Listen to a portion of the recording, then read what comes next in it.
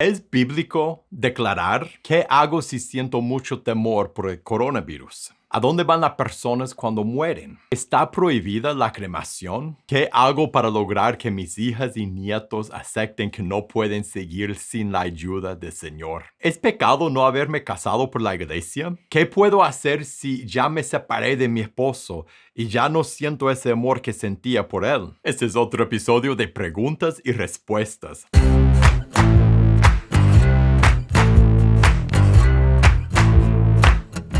Hola, bienvenido a pazcondios.com. Mi nombre es Felipe y este es otro episodio de Preguntas y Respuestas. En pazcondios.com nuestra misión es capacitar a líderes para equipar a la iglesia. Y si quieres ver todos los videos que publicamos, suscríbete a este canal y prenda la campanita de notificaciones. Ahora, en este programa de Preguntas y Respuestas, yo respondo a las preguntas que me envían. Así que si tú tienes una pregunta de Dios o de la Biblia, de tu vida, de la iglesia, una pregunta de tema que sea, envíame tu pregunta a preguntas@pazcondios.com, preguntas@pazcondios.com, para que podamos conversar de tu pregunta en un episodio en el futuro. Ahora vamos a las preguntas de este episodio. ¿Es bíblico declarar? Y la pregunta entró en otro video y dijo, yo quiero estar segura que me ayude a aclarar si es correcto que la mayoría de las personas ahora dicen yo declaro. Y la verdad, no es bíblico. Bueno, depende.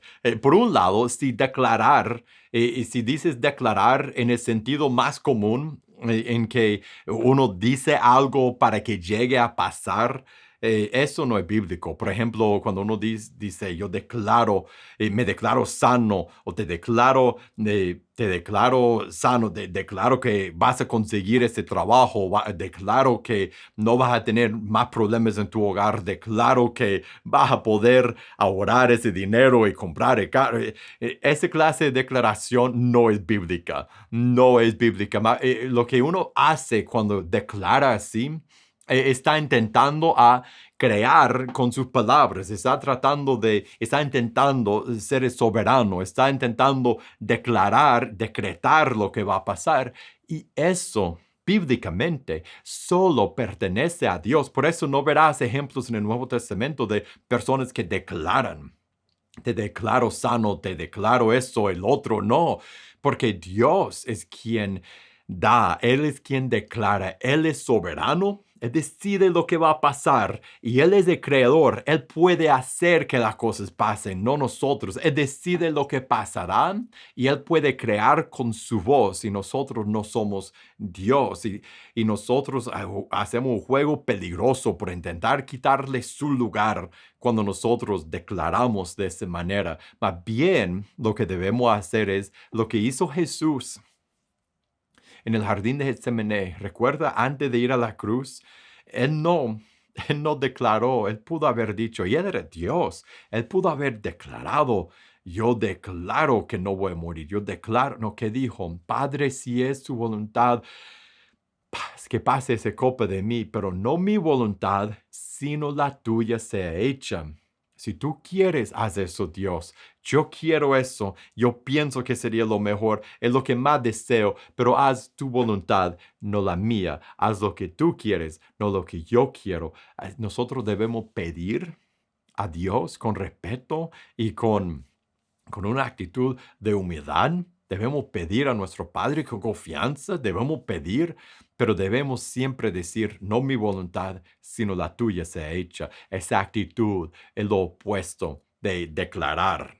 Y eso no es bíblico. Por el otro lado, es bíblico declarar en el sentido de proclamar o confesar lo que nosotros creemos, el Evangelio, el gran poder y el amor de Dios, no en el sentido de crear, sino de afirmar lo que Dios ha dicho de sí mismo, como el Salmo 19 al principio, los cielos declaran o proclaman la gloria del Señor.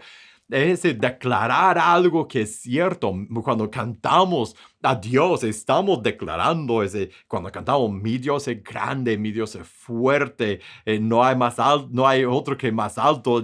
Nosotros estamos declarando las grandes verdades de quién es nuestro Dios. Mucho de nuestra alabanza es declarar. Nosotros declaramos, proclamamos el Evangelio. Y yo sé que en el uso común de la palabra en el mundo religioso, declarar, ese no es el uso que tiene, pero ese uso de declarar las grandes verdades y realidades de Dios, o que Dios manifieste de sí mismo en su palabra, de proclamar, de confesar, de declarar lo que Dios ha dicho, eso es muy bíblico. Eso es lo que han hecho el pueblo de Dios, lo que ha hecho el pueblo de Dios y los siervos de Dios desde siempre.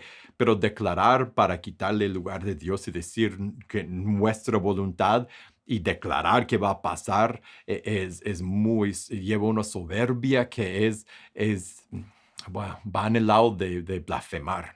¿Qué hago si siento mucho temor por el coronavirus? Y en la pregunta dice, necesito ayuda espiritual, no estoy bien anímicamente, me cuesta superar esa situación que estamos atravesando con ese virus, he bajado 12 kilos en un mes, me siento muy débil, siento palpitaciones, me tiembla el pulso, siento miedo, no lo puedo superar, le pido mucho a Dios que me ayude y me dé fe. Es cristiano y está más aferrado a Dios, pero le pasan esas cosas. Primero, y yo diría dos cosas. Primero, debes ir a un médico para que te revise, para descartar cualquier enfermedad que tienes, cualquier deficiencia o de vitamina o lo que sea que tengas porque puede ser que tus palpitaciones es un problema en tu corazón que tienes. Entonces, primero, hay que ir a un médico, un doctor, y que te revise, y porque si estás perdiendo peso de esta manera, puede ser que ese síntoma de algo más serio, que físicamente te está pasando. Por el otro lado, después de ir al doctor, también debes luchar por confiar en Dios y más que temer a un virus, a una pandemia.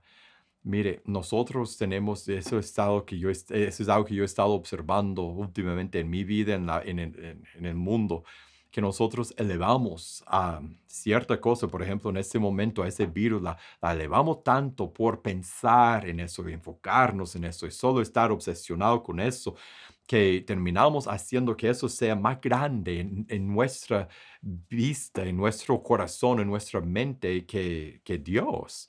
Y Él es más grande, pero lo hacemos a esas cosas a lo que tememos muchas veces, más grande que a Él, para nosotros. Y en ese sentido llega a ser un ídolo. Lo que tememos llega a ser un ídolo en nuestro corazón, porque reemplazamos a Dios, tememos a un virus en vez de confiar en nuestro Padre.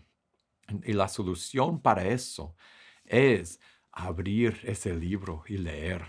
Cuando tengo miedo, confío en ti, dice el Salmo, es leer. Cuando viene el enemigo con pensamientos de temor, preocupaciones, ansiedad, es repetir lo que la palabra dice, leer Romanos capítulo 8, es de creer lo que tienes y quién eres en Cristo, y que tu Padre grande que tiene todo en su mano, lee Isaías capítulo 40, los últimos capítulos de Deuteronomio, los Salmos, y creer en este momento, una vez más, en la grandeza y el poder de Dios y su soberanía, que Él es quien controla todo. Un virus no es nuestro Dios, un virus es un mal ídolo, temer a un virus no tiene sentido cuando contemplamos a Dios. Hay una canción que te animaría que buscaras, Contempla a Dios, yo creo que lo canta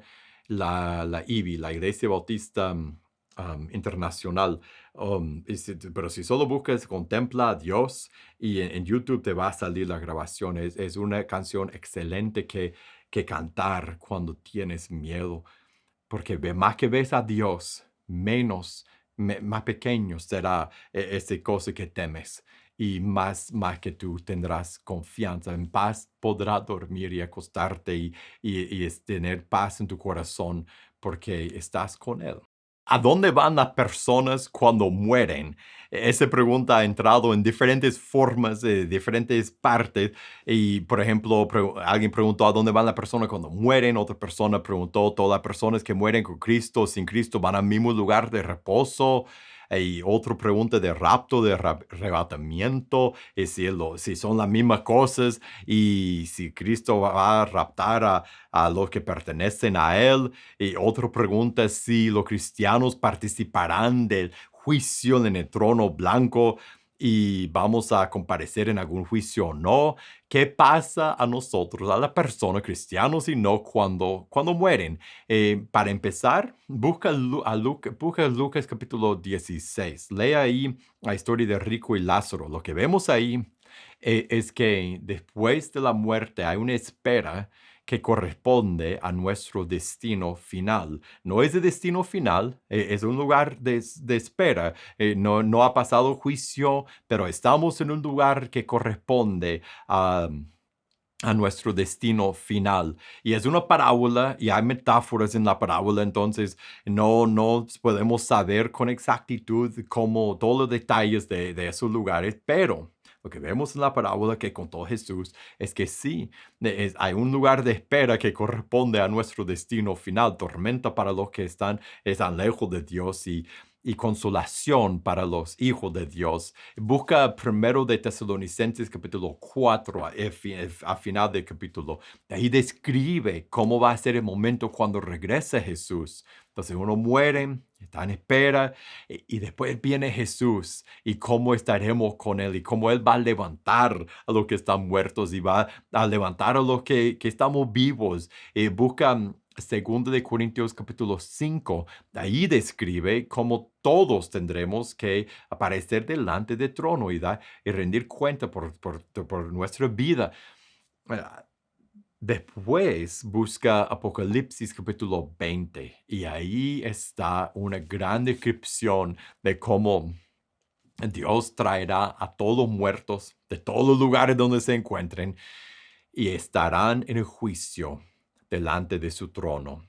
Y ahí vemos que todos, si no fuera por la sangre de Cristo, todos estaríamos condenados, pero los que estamos en Cristo, los que tenemos nuestros libros escritos en el libro del Cordero, nosotros seremos salvos no por nuestro mérito, sino por lo que hizo Jesús en la cruz. Entonces, lee esos textos porque juntos te da una gran idea, una gran imagen de cómo es después de la muerte y lo que nos espera. Y yo reconozco, hay partes, aún viendo esos textos, hay partes de lo que pasa después y qué ocurre exactamente después de morir, antes de que venga Jesús y cómo será después. Y hay parte de eso que no podemos saber con certeza. Hay detalles que no sabremos hasta que lleguemos, pero lo que sí podemos ver, si leemos todos esos textos, Lucas 16, 1 de Tesalonicenses 4,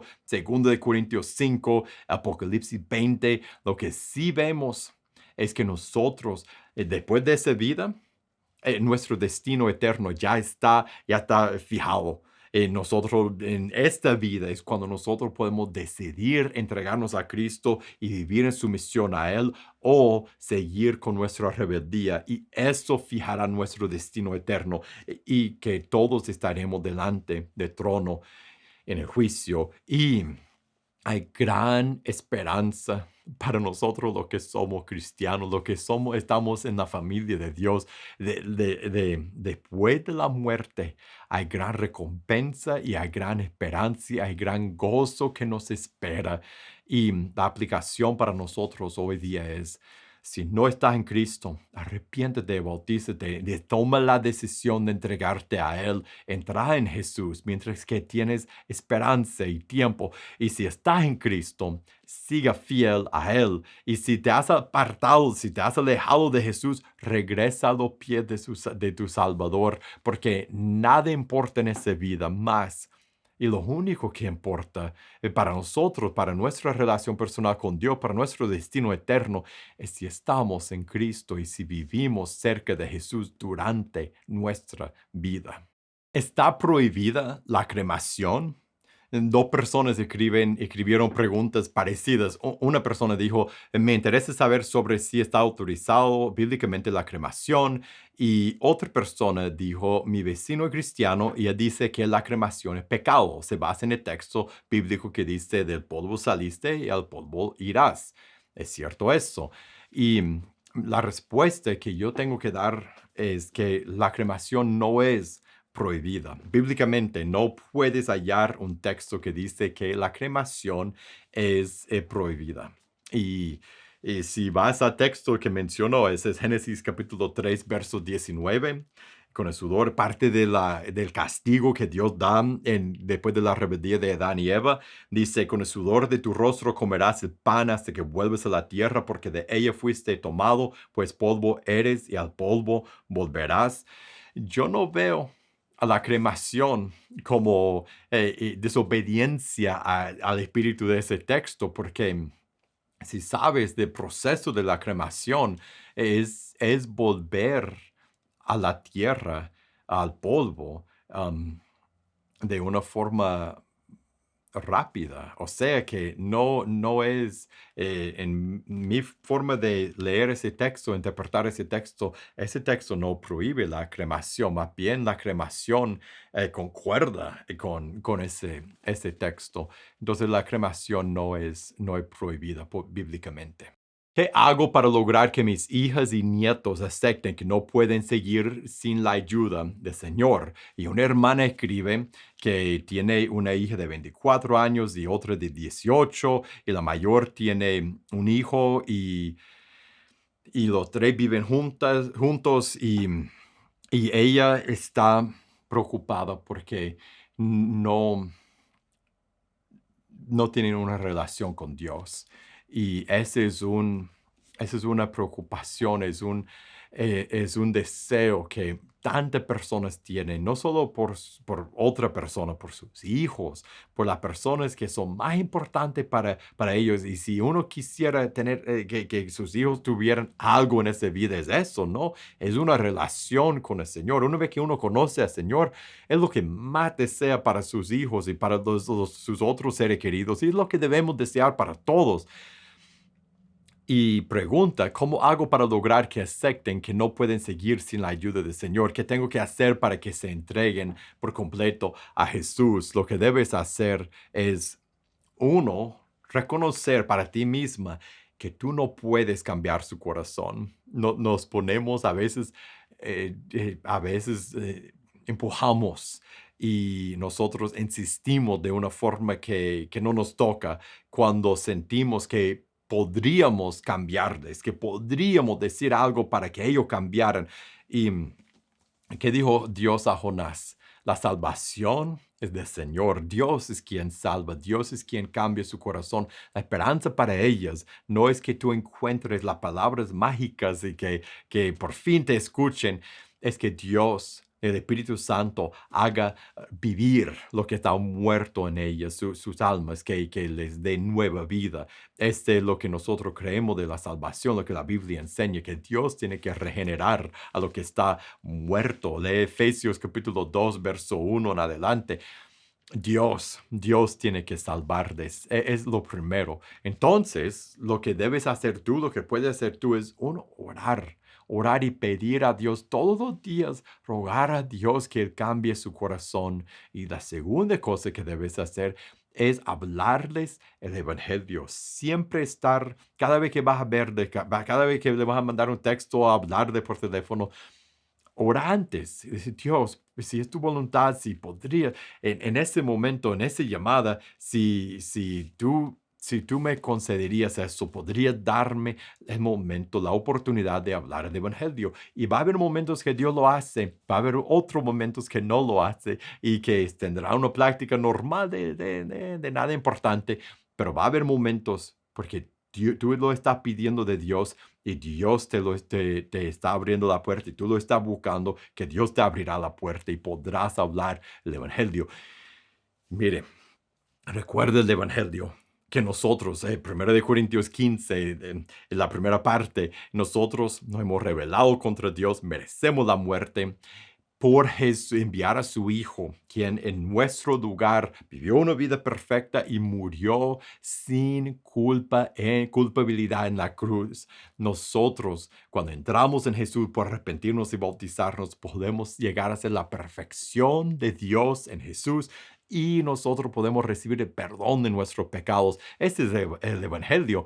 Si tú tienes eso en tu mente y si tú lees la Biblia y tú estás preparado en cada momento para compartir el Evangelio con ellos y llamarles a entregarse a Jesús por arrepentirse y bautizarse, quizás ofrecerles el estudio de Quiero paz con Dios en nuestro que regalamos en pazcondios.com. Ahí busca donde dice libros, busca Quiero paz con Dios. Es un estudio que tú puedes hacer con ellos. Y si es algún día por estudiar con ellas o por hablarles el Evangelio o leerles algo que leíste en la Biblia, cuando Dios abre la puerta está lista y habla el Evangelio y siga hablando del Evangelio y siga orando por ellas y confía en Dios y confía que Dios la puede salvar y crea que lo hará. Y siga siendo su mensajera para que de parte de Dios tú lleves el Evangelio a ellas. ¿Es pecado no haberme casado por la iglesia y solo haberse casado por lo civil? Y la respuesta no. La Biblia no especifica una ceremonia religiosa para estar casado. Más bien cuando la Biblia habla de matrimonio, da de entender, no dice cómo casarse, sino estar casado. Y eso nos da de entender que casarse, según la palabra de Dios, es estar casado según la ley del país en que uno vive. Entonces, si uno está casado, según la ley en el país donde vive, está casado delante de los hombres, delante de Dios. Es bonita la ceremonia religiosa. Uno puede tener una ceremonia religiosa años después de su boda civil. Pero lo que hace que uno esté casado es haberse casado legalmente. Cuando firme ese documento o llene ese formulario, lo que sea que uno tiene que hacer en el lugar donde vive. Para estar casado legalmente, está casado en los ojos de los hombres y los ojos de Dios. ¿Qué puedo hacer si ya me separé de mi esposo y ya no siento ese amor que sentía por él? Te voy a recomendar que leas Efesios capítulo 5, donde habla de matrimonio. Lea 1 de Pedro capítulo 3, los primeros 6 versos donde habla del matrimonio. Mire, y recuerda los votos que hiciste. Cuando nos casamos, no prometemos nuestro amor y fidelidad hasta por mientras que todavía sentimos algo o hasta que no sentamos nada, no prometimos ¿cuáles son las palabras que usamos? Hasta que la muerte nos separe. Eso sí, esa es una decisión, es un compromiso que nosotros en que entramos delante de Dios y delante del hombre. Lea lo que Dios dice en Malaquías capítulo 2 del divorcio. Aborrece el divorcio. Lea lo que Jesús dijo en Mateo 19, del 1 al 9, del divorcio. Lea esos textos y lo que verás es que si tú sigues a Cristo, si Él es tu jefe, tú solo tienes un camino delante de ti. Y eso es regresar a tu esposo y decidir amarlo, decidir ser fiel a él, decidir ser su esposa. Porque mire, de la misma forma que cuando te casaste fue una decisión que tomaste, no fueron solo emociones, tal vez piensas que tus emociones te llevaron ahí, pero tomaste una decisión, dijiste hasta que la muerte nos separe, te prometo amar y, bueno, cumpla la promesa. Y si tú dices, pero no siento nada, ¿cómo puedo vivir? ¿Cómo puedo cumplir con lo que no siento? Muchas veces en la vida nos toca hacer lo que es correcto sin sentirlo o antes de sentir la emoción que corresponde a esta acción o esa forma de ser. Muchas veces en el matrimonio es lo mismo. Nos toca decidir amar a alguien que en el momento decidimos, cuando en el momento no sentimos amor, no queremos tratar a la persona como debemos tratar a la persona, no queremos someternos, no sentimos el amar, esposos, amar a tus esposos, no sentimos eso, pero lo prometimos y Dios lo manda. Tenemos que decidir hacer lo que es correcto, hacer lo que es correcto y buscar las emociones que deben acompañar a lo que hemos decidido y lo que estamos haciendo. ¿Y sabe qué? Muchas veces cuando hacemos eso, cuando obedecemos por amor a Dios y por amor a nuestro esposo, cuando obedecemos porque Dios nos amó primero, entonces yo voy a amar a esa persona que está delante de mí. Cuando obedecemos por amor a Cristo y decidimos y hacemos y obedecemos, las emociones siguen. La forma de volverte a enamorar de tu esposo no es esperar a regresar a él hasta que te enamores de nuevo. Es decidir que vas a cumplir lo que prometiste, regresarás, seguirás con él, lo tratarás con el amor que Dios ya te ha dado a ti. Y verás que con el tiempo, Dios, en su gracia, si Él tiene gracia sobre ti y se te da favor, Él te regresará a veces, no siempre, pero más de las emociones que sientes que has perdido.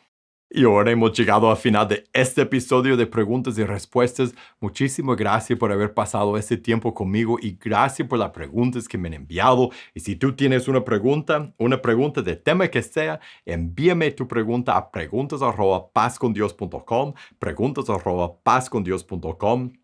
Y si te gustó este episodio, te voy a invitar a que lo compartas con otra persona. Y para más videos como este, suscríbete a este canal y prende la campanita de notificaciones. Y para recursos para tu vida y tu ministerio, búscanos en pazcondios.com. Que Dios te bendiga y nos veremos en la próxima.